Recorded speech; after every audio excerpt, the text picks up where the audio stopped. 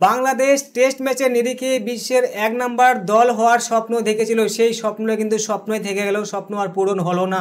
কেননা বাংলাদেশকে কিন্তু গোহারা হারিয়ে দিল শ্রীলঙ্কা, এবং শ্রীলঙ্কা কিন্তু বাংলাদেশকে 328 রানের ব্যবধানে হারিয়ে দিল। মানে এই 328 রান কিন্তু কম ব্যবধানে না, এটা কিন্তু অনেক বড় ব্যবধানে কিন্তু হারিয়ে দিল শ্রীলঙ্কাকে।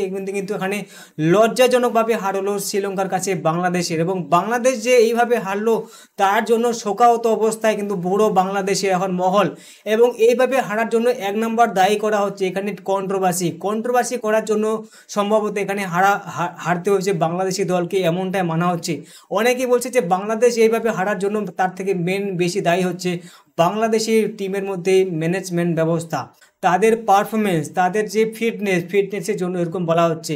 কেননা এখানে শান্ত কিন্তু এখানে 0-0 রানে আউট হয়েছিল। মানে প্রথম ইনিংসে কিন্তু 6 রানে আউট হয়েছিল, দ্বিতীয় ইনিংসে কিন্তু আবার 0 রানে। মানে বাংলাদেশি ক্যাপ্টেন হিসেবে যদি 0 রানে বা 10 রানও পার হতে না পারে তাহলে কি আশায় বা করা যায় বাংলাদেশি দলের মধ্যে।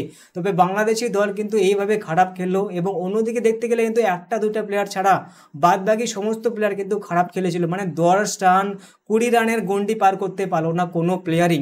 তবে এখানে কিন্তু মনিরুল হক এখানে কিন্তু 87 রান করেছিল 148 বলে। অন্যদিকে মিরাজ কিন্তু এখানে দ্বিতীয় ইনিংসে রান করেছিল 33 রান 50 বলে। বাদ বাকি সমস্ত প্লেয়ার কিন্তু এখানে 0-0 রানে আউট হয়েছিল বা 20 গন্ডি পার হতে পারেনি। তবে দেখার বিষয় আছে, বাংলাদেশের সাথে আবারও টেস্ট ম্যাচ আছে, মানে দ্বিতীয় টেস্ট ম্যাচ আছে শ্রীলঙ্কার সাথে। সেই টেস্ট ম্যাচের বাংলাদেশ কি কামব্যাক করে উঠতে পারবে? কেননা শ্রীলঙ্কার কাছে কিন্তু লজ্জাজনকভাবে হারলো প্রথম টেস্ট ম্যাচটাতে।